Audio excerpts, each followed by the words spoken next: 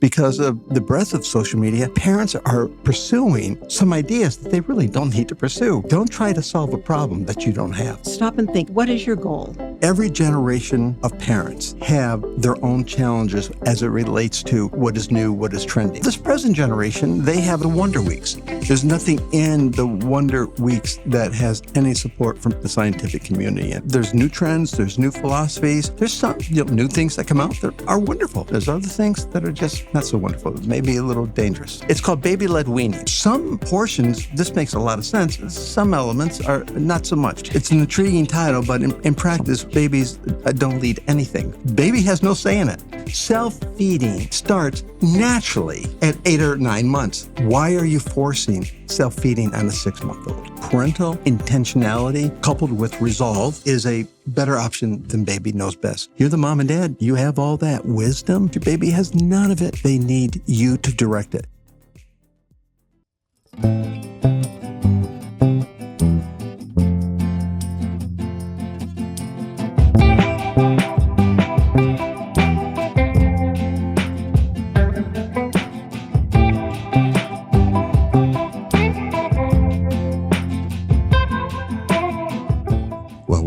For another episode of the Life Parenting Podcast. Yes, Rich and Julie Young, and so excited to have the founders of Growing Families, Gary and Anne-Marie Ezzo, joining us. Yes. Yeah, it's going to be a good session. Yeah, looking forward to it. Anne-Marie? I am too. Yes. Okay, good. I am. We just want to hear your voice. Make sure you were looking forward to it also. I certainly am. Good. It's always fun being with you guys. We always look forward to what she has to say. So, yeah, that's always good to get your guests involved early in the podcast because it lowers the stress level, brings out less nerves, and allows us to move on then. You're stressing me out. Well, sometimes you perform best with a little bit of stress. Okay. So, yeah. So let's just talk up front here before we get going and talking to Gary and Anne-Marie. Just kind of give an overview of what we're going to be discussing today. So the first thing is this is going to be an update to one of the books that's already out. Yes. Right? Babyhood It's an Transitions. up-and-coming update that will be out soon. Yes. Yeah, So, Babyhood Transition series. yes. We should probably go into what the Growing Families curriculum, the breadth of it. And depending on when people are listening, the updates might That's never be true. out. I mean, they may That's be already true. out. So Yep. just go to the website and check it out. They'll be in the show notes. You can contact click the website and go there. Yeah. But Growing Families is a comprehensive from birth all the way up into the teen years series, which is so great. So it starts with Prep for Parenting. And then the second one in the series is the Babyhood Transitions, which we're going to be talking about. And for those of the people that don't know what Prep for Parenting is, it's like, oh, yeah, that's how to like get when your you're pregnant. baby to sleep through the night. That's gold. right. Yes. When you're pregnant, you take this when you're pregnant, Yes, and then the baby comes out, and boom. That's why we have 7 children, because I love sleep. They had slept through the Another night for reason a why we year. have 7 children. But yeah, exactly. Thank you. Yeah. But Babyhood Transitions is the second series. It's a 4-week, if you take it as a class, it's 4 weeks long, and it covers from about 5 months to 12 months of age developmentally for your baby. So there's so much happens between 5 and 12 months. You start solid foods. Usually they start crawling. Sometimes they even start walking. Some beginning boundaries need to be put down. So it's unfortunately, a lot of people tend to skip that. They're like, oh, my baby's sleeping through the night. I don't need anything else. And I really encourage parents, don't skip that one. It's so helpful. Yeah, the series, that is. Right. Yeah, because then you've got the Prep for Parenting, Babyhood Transitions, and then Toddlerhood Transitions. Is Prep for Toddler Prep for first. Toddler. Yeah, Yes. 12 to 18 months. That's why I show up to the podcast. Yeah. Because there's stuff coming out so fast, really, that you can't keep up with it. I mean, it's crazy. Well, our youngest is 12 now. So Yes. It's been a while. in our since- defense, it's been a few years. Now we have led those, but it's been a few years since we've had to use it. So there's a lot going on. Yeah. There's a lot going on. But- Maybe it's all in my head. But Toddlerhood Could be. Transitions, and then Tree of Life, Parenting from the Tree of Life, Yep. and then middle years, and then you have a teenager. Yep. And then you have an adult. Yes. And then you got a lot going on. Yes. So, yeah. Yep. And then you Yep. start all over again in Then you grandparenting. get grandparenting. Yeah, that's right. There's a lot going We've on. got to get that book done. I was going to say, when's that book coming out? I think you've been asked that a few hundred a few times. times, probably. Yeah. Yeah. So let's go through just a little bit of what we're going to talk about today. Probably 3 main topics that we're going to get at today. One's going to be just addressing parenting generation fears. There's fears in every area of life, but especially in parenting. So we're going to talk about a few of those, break that down a little bit. I think that's going to be really good.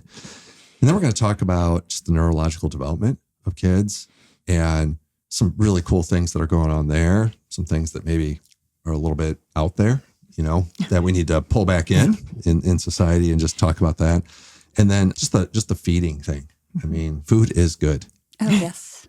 Food is good. That's even the name of a restaurant in Charleston. It is. That's true. That is the Fig. Fig. Yeah. Yeah. Food is good. That's what they named it. You come to Charleston, recommend it. It's really So good. Yeah. It's a great restaurant. Yeah, if you come to Charleston, great restaurant. But we're going to talk about that a little bit too, and just new things that are going on there. Mm-hmm. And these are the main topics of the update in Babyhood Transitions. So that's why we wanted to have this podcast to get it out there. It's going to be great for everyone, even if you haven't read the book. Right. Yeah. Right. It's going to be really good. So we're excited to have you along for the ride for that. But I think some of you are probably going to want to get the book and go a little deeper, because we're not going to be able to get to everything. It's just like when you watch a movie.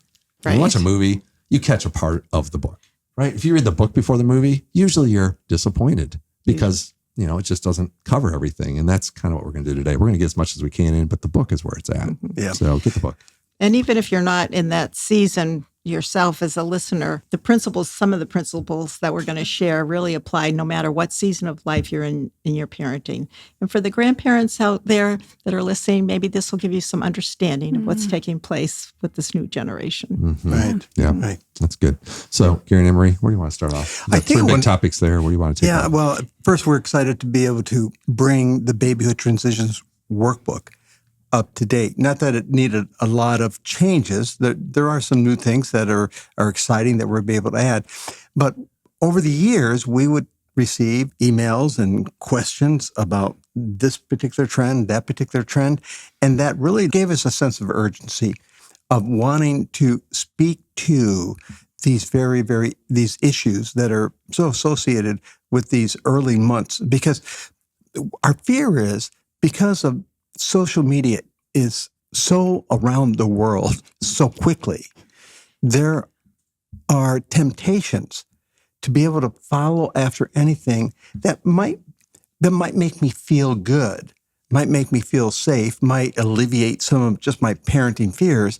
And so what's happening is, because of the breadth of social media, parents are pursuing some ideas that they really don't need to pursue. Mm-hmm. And we've talked about this in this particular update. If you're a prep for parenting mom or a baby-wise mom, your baby is already sitting in the front of the classroom in row 1. What we discovered, so many of these trending ideas is for the baby who's sitting in row 10, and they're dealing not with accomplishment, but they're trying to compensate for deficits. And so as we're trying to share with our young moms and dads, don't try to solve a problem that you don't have.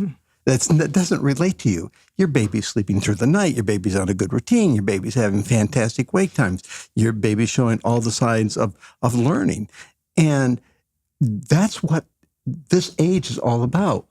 You don't have these problems. You're not dealing with sleep deficits. You're not dealing with erratic wake times. These basic things you have are all assets, and take advantage of it. You don't have to try to tweak it and bring it into another world, because your world is doing quite well.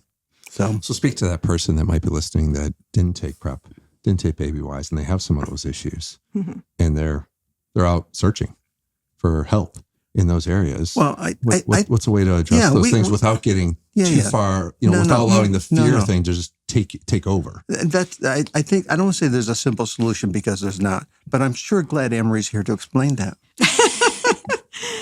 Well, some of it, if you're having struggles and you're thinking, you hear somebody else's baby is sleeping through the night, you wonder why mine isn't, might be wise to talk to the person that baby is sleeping through the night and find out what they did that was helpful in that particular area. But if not, that's why we're here, to say that there are other ways. And as we move along, we will discuss those issues of questions that we can ask ourselves as parents, instead of just hopping from one thing to another. Stop and think, okay, what is your goal? I mean, I think I'm sure we've mentioned in some of the podcasts before, begin as you mean to go. Is this where you meant to be? Mm-hmm. And if not, then there's nothing wrong with taking a pause and evaluating, okay, so how did we get here? And what do we need to do to change course? I think that would be a helpful thing. And just to encourage those parents that are still very early, well, you know what? The reality is it continues throughout our parenting years, but particularly during this beginning stages, your baby's not going to remember that maybe you didn't do everything right. Mm-hmm.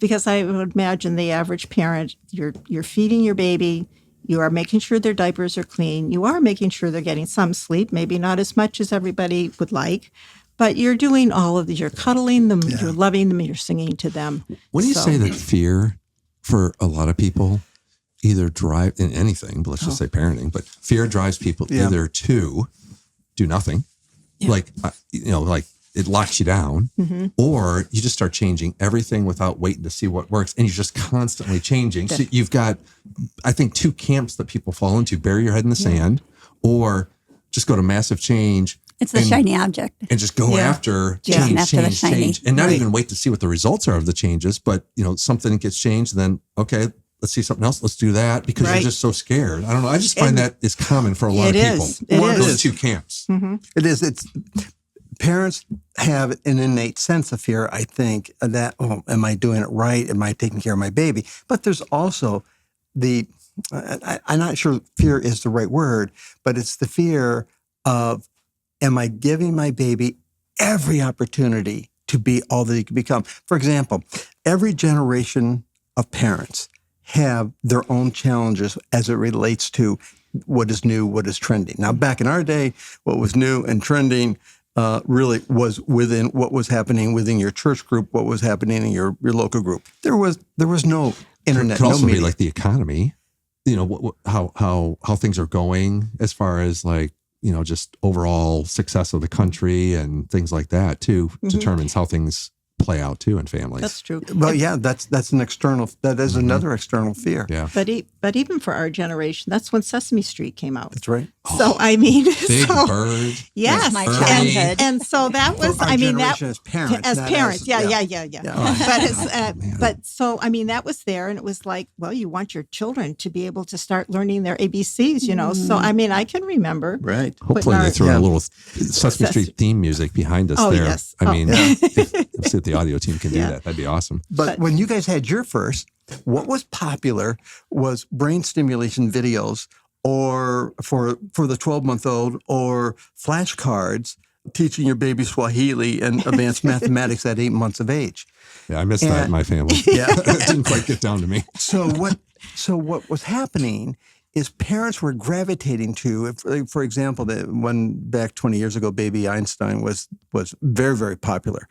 The idea was based on put a baby in front of a screen, let them watch these videos, and they are going to be the next Einstein. Well, it turns out that went against all healthy patterns of neurology. It was even brought under for false advertisement from the Federal Trade Commission. And the point being, every generation has it. Now, this present generation, they have another one. It's called developmental leaps, or the Wonder Weeks. And if you think about it, it really sounds attractive, especially if I'm not sure, am I doing it all right? And I've got someone telling me these Wonder Weeks things might work.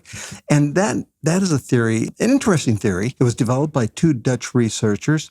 They studied, well, I'll ask you, they had a study group.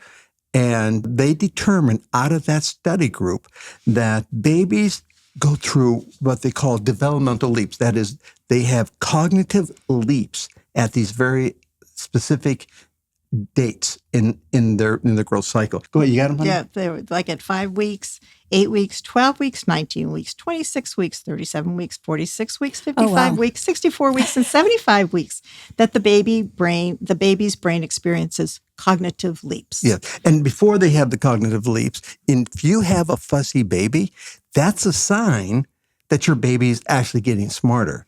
And so it's a fascinating, intriguing theory. It's an interesting thought. Yeah. That, okay, at these specific weeks, this is when a baby's brain stair steps up to another level of cognition. But the study group, yes? Oh, I'm sorry. Go finish that thought. Well, I was going to ask you, I'll ask you, for something like that, you have to imagine the amount of people in a study group to bring about this type of conclusion. Do you have an idea how many were in that group? I haven't read the study, but I'm going to guess just approximately 569.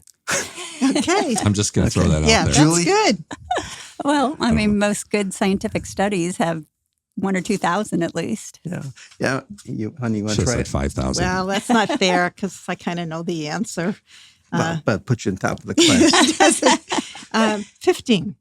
It was 1,500? 15. 15. 1-5. Wow, that's And- kind of like getting That's all your friends together in your living room. Well, and that's That's a exactly small sample size. Yeah. that's exactly kind of what happened. These were all moms that were practicing attachment parenting, which is non-routine, very strongly non-routine parenting. In other words, routine is something they avoid completely. Baby leads everything from the beginning. And so it's kind of sort of like the opposite. Routine, predictability are not important in that world of thinking. which differs from what Growing Families does in the parent-directed feeding. Right. or Parent-directed PDF feeding. is you, Or mom and dad create. Parent-directed parenting. Yeah. Well, mom and dad create Yeah. the learning atmosphere. Mom and dad introduce the child to routine, and routine is just one of those assets that the brain thrives on, and the brain finds chaos and confusion to be very toxic. But nonetheless, you had 15 mothers. Not only did you have 15 attachment parenting mothers doing this, they purposely avoided any child that was sleeping through the night.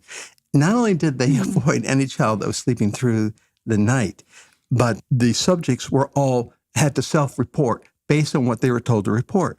So they said all these mothers tended to report their baby was fussy at this week. They said, okay, that's when the next day the brain's going to grow. And so that's how the conclusion came. And, it sounds very, very intriguing. What makes it even more intriguing is the fact it was great marketing because there's an app. And if you buy this app, you can track how fast your baby's brain is growing. And who doesn't want that? What were their markers to know if the brain was growing? So they decided the baby was fussy at various ages. Was there? There was no markers. There was no brain imaging. That's the problem. Biopsies. Well, Just a little biopsy. Picked a little bit out. There was no brain imaging. And it's an interesting theory, but it just, in light of the neurobiological research and just the world body of evidence, the baby's brain does not stair step up. Where you have, if you imagine taking a step, on your stairs, and you go up one step level, one step next level, one step. That's what they're suggesting. But the baby's brain especially, they don't grow that way. It's a gradual plateau of growing, and it just keeps expanding based upon whatever the stimulus is, whatever the relationship. It grows faster with healthy night's sleep. So there are a variety of factors, but the baby's brain simply does not grow that way. And so pediatric neurologists are saying, wait a minute here, why are you doing this? But it turns out you could buy the app. So if you feel bad, though, think about it. And this gets back to our original thought. If you're thinking, I'm not doing something right, my baby's fussing all the time, so we would think, well, maybe you might want to ask yourself, maybe it has something to do with my parenting methodology. Maybe it's my parenting style. But instead, this comes along and says, that's not your parenting style. Your baby's just getting smarter.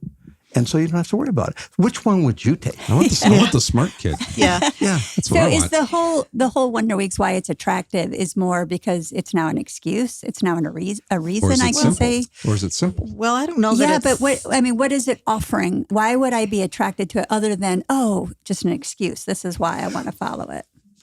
Well, I don't know that it.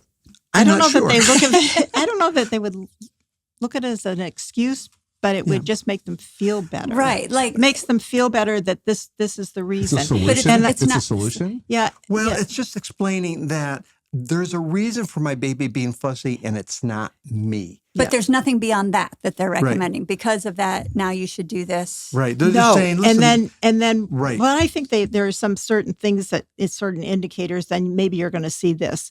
But then, what about? I mean, you've had 7 children. We've worked with oodles and oodles of children.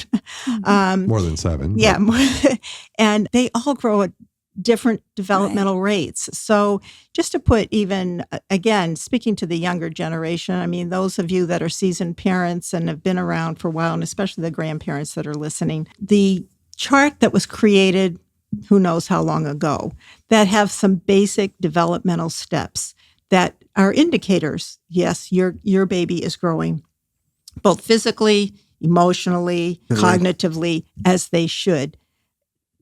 That is a healthy guideline. But,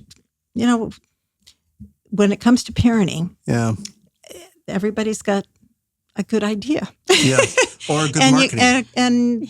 It's, and I don't mean to, I don't in any way put down or minimize the desire of parents to want to understand what's going on. And the best. But this really is not, this isn't just thinking outside the box. This is really thinking that's outside the galaxy.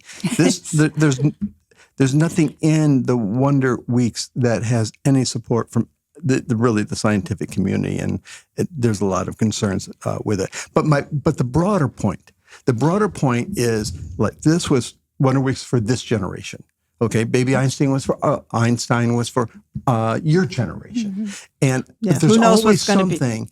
And it gets back to what that original caution, Rich, that parents just have to be careful. There's new trends, there's new philosophies, but they all come with these whispers of this will make the better baby, this will make you the better parent, and just our caution is, stop, think, look at the research. Where are these people coming from? What is their worldview? And then measure that with the science elements that's associated with the theory, and move on from there. There's some new things that come out that are wonderful. There's other things that are just not so wonderful, maybe a little dangerous. Well, and I would encourage our parents who are listening to this, who have done Prefer Parenting, who have done Babyhood Transitions. It's not, I know sometimes you can read the book and think if I do exactly what it says, my baby's just going to be perfect and we'll smooth sail along. And I want to make sure, it doesn't happen that way. It's hard. They are a human being. There are different phases of development. There are different moods of me.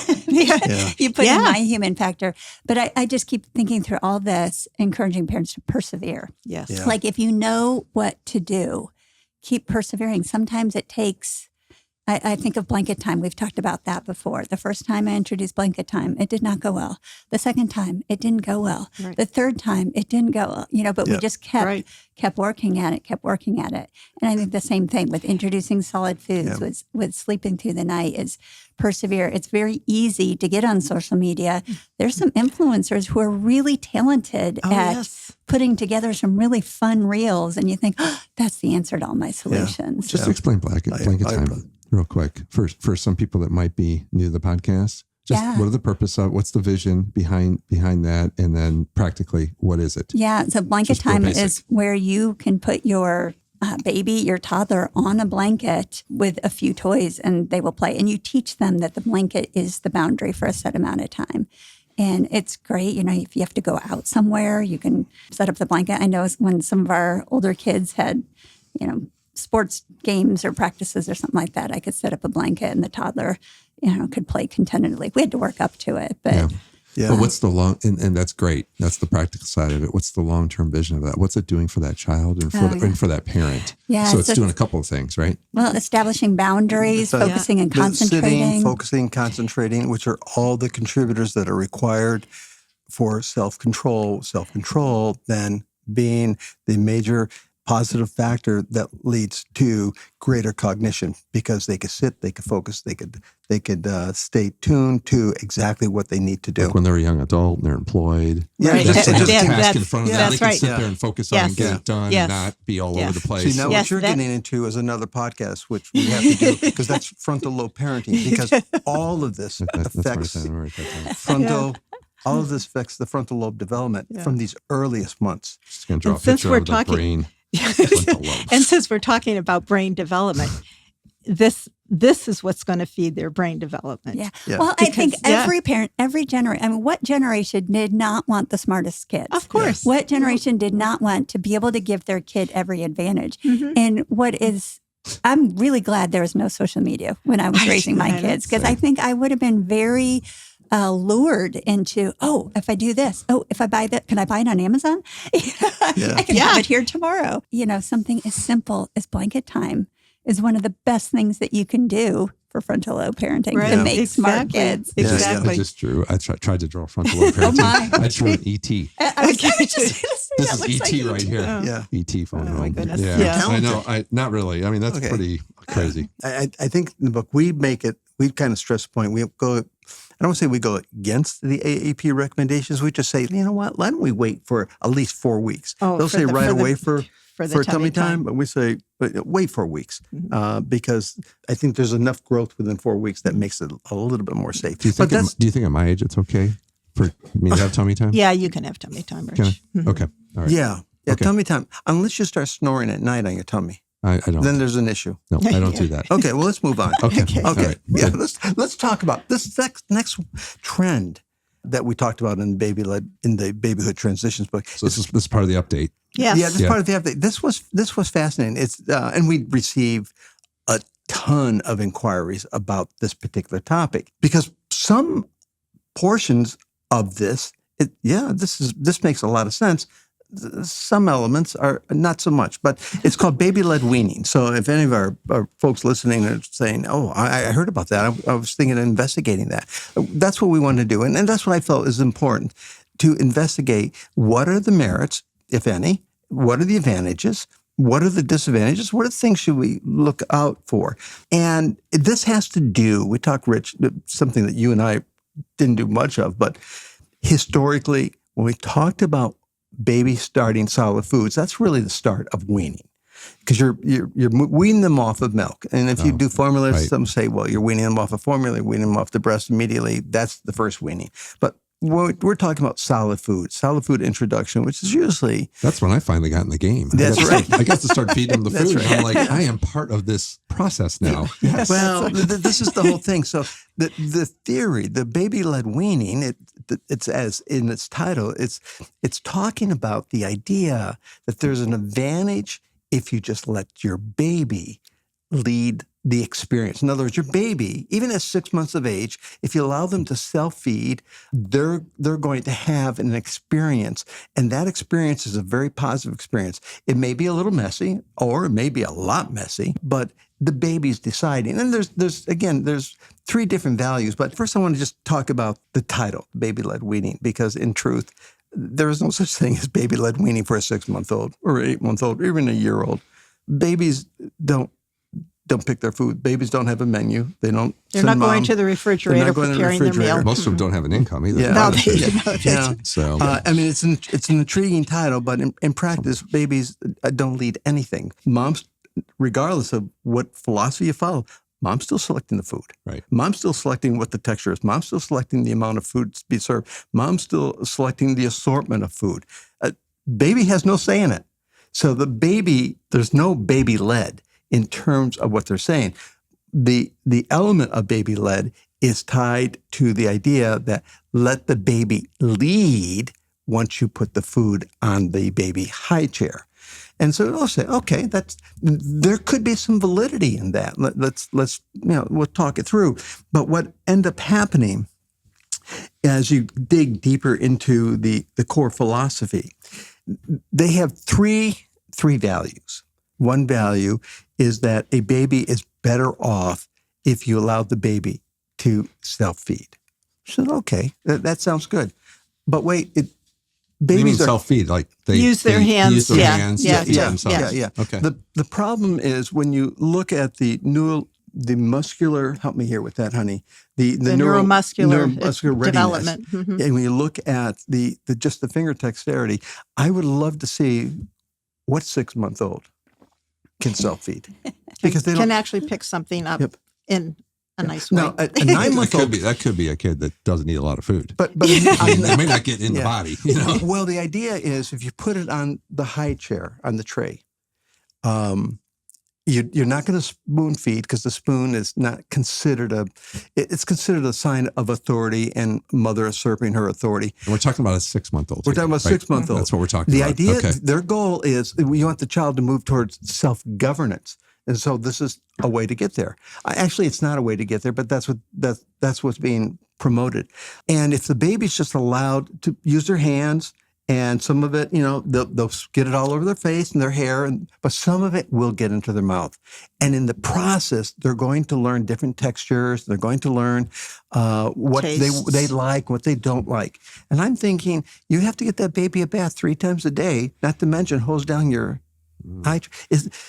That's at 6 months. When in just a few months, they're going to be able to do this because they're going to have. It moves along pretty quick. Well, it does, because if you just look at the neurological timetable, there are certain. There's the palmar grasp, which that comes at birth, and that goes up to what, honey, 4 months, 6 months, and that's the one where they use their whole hand to pick things up. And what's the second one? The second one is sort of the raking motion, and that's a little bit finer, but still. But that would be at 6 months. 6 to 6, 6 but 7 months. they're only getting big stuff with that. Well, they're not being able to pick up small things like food. Well, they're not picking anything up. They're just moving stuff.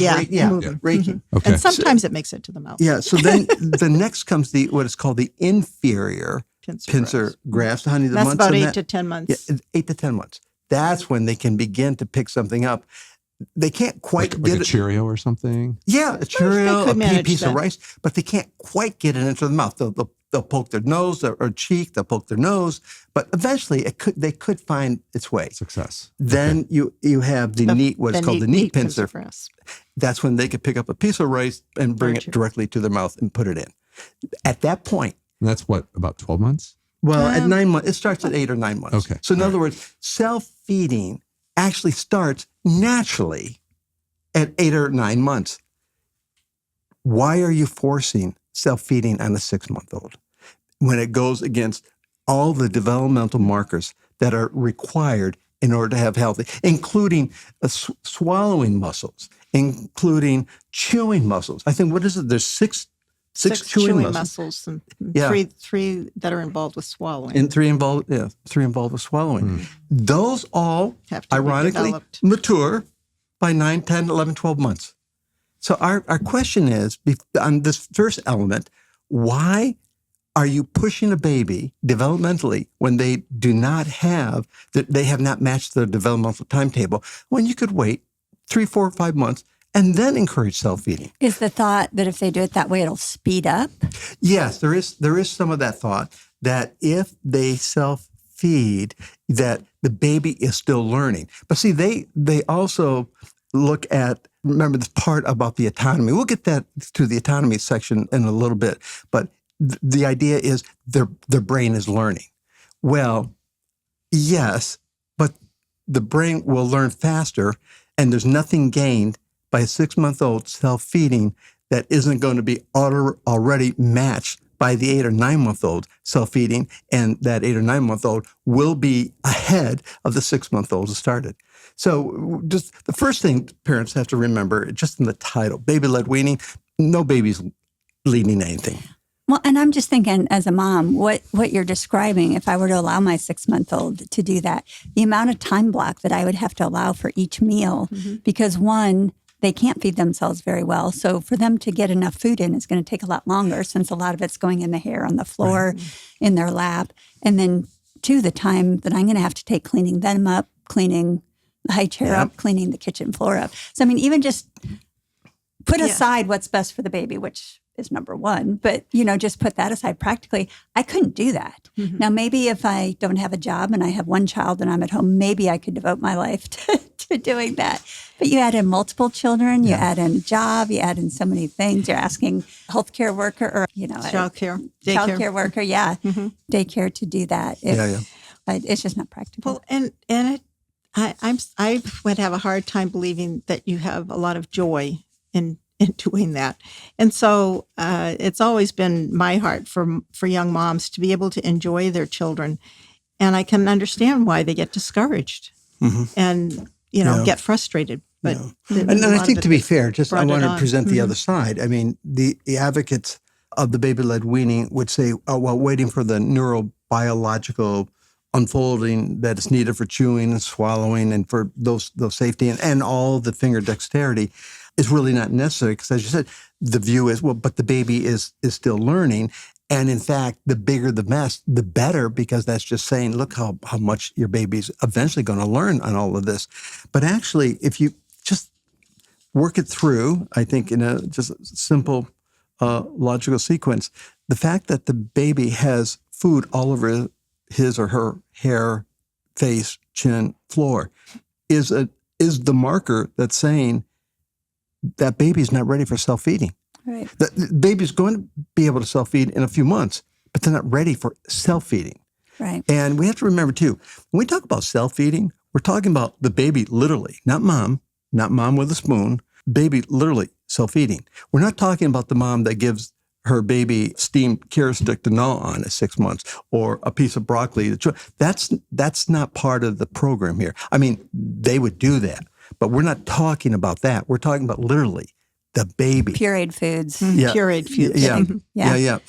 Doing that. So, Well, and I think if the goal, I hear a lot of parents talk about, it's important for them to feel different textures, to explore. And I just think there's other ways to do that outside of mealtime. Right. And you go sit in the grass and they're feeling the grass. They're in the bathtub. They're feeling the water drip over them. So, And taking it back to the begin as you mean to go, are these the mealtime habits that you want to develop in your child? Because at some point, you're going to want to train your child to eat in a little more neat manner. Well, even, when we had babies, we still like to go over to other people's homes. We like to visit my parents. We like to go out to restaurants. And I can't be taking my child out to a restaurant that I have to ask the restaurant to host. Yes, this is true. Unless you eat outside. But the texture thing is important to this particular population because they believe, at least they advocate, that if a child is able to interact with the textures,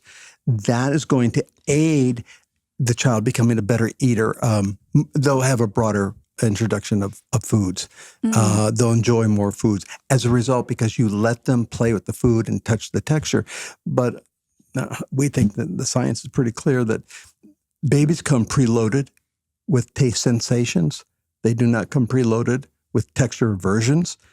That means that any pre-toddler or preschooler who might have a texture aversion of any sort, it has nothing to do with whether or not he was self-feeding. The problem, and it gets back to the original thought, Rich, telling parents, if you do this, then in 5 years, you'll get this. Well, they're not going to be around in 5 years to say, hey, it didn't work, because some of what they're suggesting is completely unrelated. Your baby is going to enjoy a wide variety of foods simply because mom and dad introduced a wide variety of foods, not because the children played with the food in a high chair at 6 months. I'm just trying to think through why, who would be attracted, why this thought of letting them. And I'm wondering if there may be someone who was brought up and maybe it was a very strict dinner table and they weren't allowed preferences. They weren't allowed, I don't know, That's you true. know, and You I'm leave just everything wondering- on your plate. Yeah. And so the swing is, I'm not going to do that to my child. I'm going to let them Decide. in freedom. And I think so often in our parenting, we have to examine what are the hiccups and hangups we're bringing into parenting. I agree. And knowing that the way we were raised doing that was probably not right, but swinging 180 is probably not right either. And thinking through what would be the healthiest way. And usually it's somewhere in the middle. It's also a fear of culture. Like I'm missing out on the culture train. And if culture's moving this way, I need to jump on this train. I need to hop on this train. If I don't hop on this train, I'm going to be left behind. I'm not going to take care of my kid well. And it really does lead you into a place of like, what did I do here after you get down that road? Because culture isn't always going to lead you in the right way. Exactly. It just isn't. Yeah. And then that's why, and let me just summarize this first point before I move to the second. The goal of helping your baby learn how to be a good self-feeder, it's very noble. That's fine. And all of the bio-neurological muscle skills that are going to require, they're all going to appear in 7, 8, 9, 10 months, but they're not there at 6 months. And that's the point. What we want to say to our parents is, wait, it's all going to show up. Everything that is being advocated is going to take place naturally. You don't have to worry about it. God has perfect timing in terms of his developmental order. Everything unfolds in its time. And the whole idea of the child becoming autonomous, they're going to become autonomous. You're going to find that you're going to have to work on helping them curb their autonomy. So, Well, you know, you're getting ahead. You're getting ahead. Let's go to the Okay. second value that's part of baby-led weaning is something we can really celebrate. We really get behind. I mean, I'm thinking, I wish we had this when our kids were young. You know, it wasn't even as popular when you had yours were at this particular age, but it was just becoming. I know in other countries it was, but it was a core value that emphasized in choosing whole natural foods and making your own baby food. And that you don't have to rely on store-bought, you don't have to rely upon processed baby foods. You have everything you need. Your baby can be introduced to the foods that you're eating. Now, Dad's eating a steak, you're not going to give your 6-month-old a steak. But you can have pureed forms of different meats, of chicken, of fruits and vegetables. All of those solid foods that once were part of the process manufacturing era, now it's moving towards you can do this yourself. And season them so they taste. Those jars I used to feed my kids, I'm so sorry, kids, they had no seasoning in them. Yeah. Who would like that? I don't like to eat mine. I'm just going to speak for all the dads out there. I think everything should be pureed except the steak. I think dads should get that as leftover. You know, like to go to work and stuff like that. And maybe, I don't know, I'm just saying because steak is pretty amazing. Right. Yeah, it is. I mean, I can't believe you threw that in there. We might have to, I'm telling you, cut that out when we do the edits. But they don't have any teeth, Rich, to fully enjoy. To enjoy it. I know, that's what I'm talking about. Oh, they can puree that. Yeah, don't puree that. Just leave it for dads. Oh, for I leftover. see. I get it now. Yeah. Oh, they don't even get it. I But the get it. chicken's fine. Yeah. You know, Okay. a few other things are fine, but the steak, Okay. They that's a are, pretty and you good do one. cook a good one. Don't touch Okay. the steak. But the whole point is, they're going to have this anyway in the natural course of time. Yeah.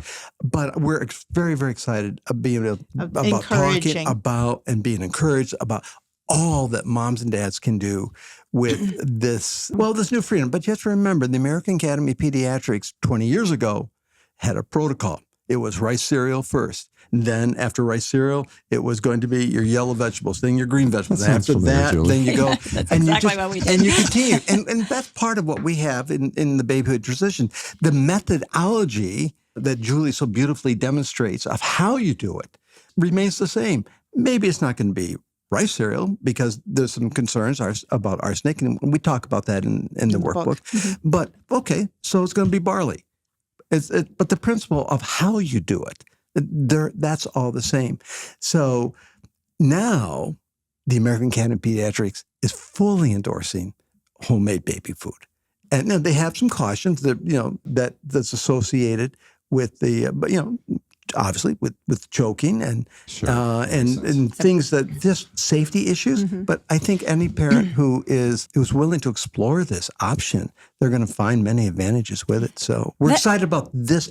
We're excited that the baby-led weaning community push this because this is a most wonderful element of it. Our kids are just making sure for our granddaughter that we serve something other than ice cream as the first course when they come over to our house. So we're making we're Part of being grandma. Yeah, we doing are. a pretty good job, though, She aren't gets we? vegetables. Yeah, she gets vegetables first, then the ice cream. Protein. But Yeah. she does ask for ice cream though, pretty quickly. But I think this is helpful because again, as I'm finding things online, social media, the baby-led weaning, if they're going to talk about how to make homemade foods. And I think what's so great is there's so many influencers who tell you how to do it well Yes. and how to do it easily. And ton of them. I love that. I wish that had been around. For that reason, I do wish I'd had social media when I was raising kids.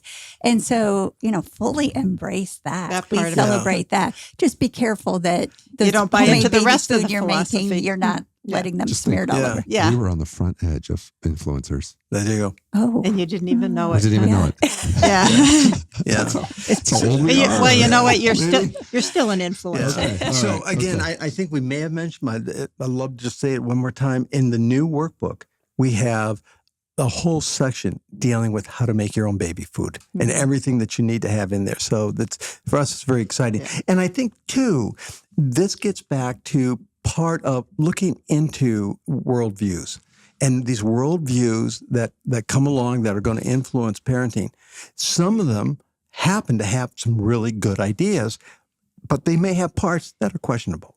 And so this is the one part of baby-led weaning that we think this is wonderful. You said you had a third one. Yeah, the third one, real quick, is the self-selecting, and this has to do with at 6 months, let the baby just self-select whether we're pureed. You can even give them options. Some their preference. Back 20 years ago, it was put little bits of food into a ice cube tray and just let your baby graze.